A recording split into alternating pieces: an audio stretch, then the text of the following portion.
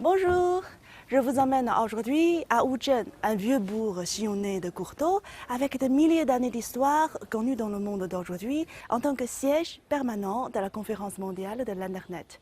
Ici, la tradition et la modernité sont en parfaite harmonie. Cette ville ancienne abrite de nouvelles technologies de pointe. La première destination, le transport du futur.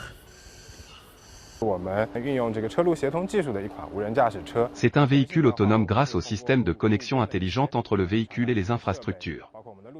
Les capteurs et les senseurs placés le long de la route assurent la sécurité du véhicule. Sur une route bien équipée, la vitesse peut atteindre 100 km/h. En voiture, je vous montre l'intérieur.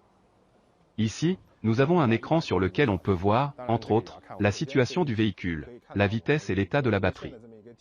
On peut établir un itinéraire et puis regarder un film sur la route. Si le véhicule autonome est une nouveauté pour cette région millénaire, bordée de rivières et de lacs, l'aménagement des eaux a toujours été un sujet important ici. Une problématique qui connaît aujourd'hui une réforme de numérisation. La plateforme intelligente de l'aménagement des eaux nous permet de mieux faire face aux phénomènes climatiques extrêmes.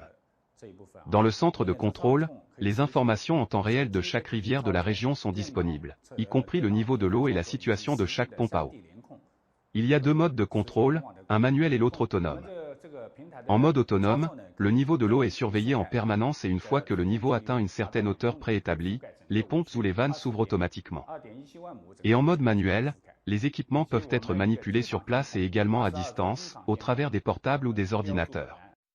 Dans l'ère numérique, même les éleveurs de porcs ont recours à la 5G. Dans cette ferme d'élevage, chaque porc est équipé d'une boucle d'oreille intelligente.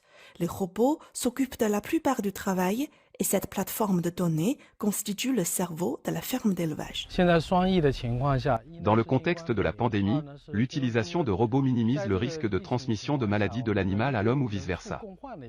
Le système automatique économise énormément d'énergie et de ressources humaines.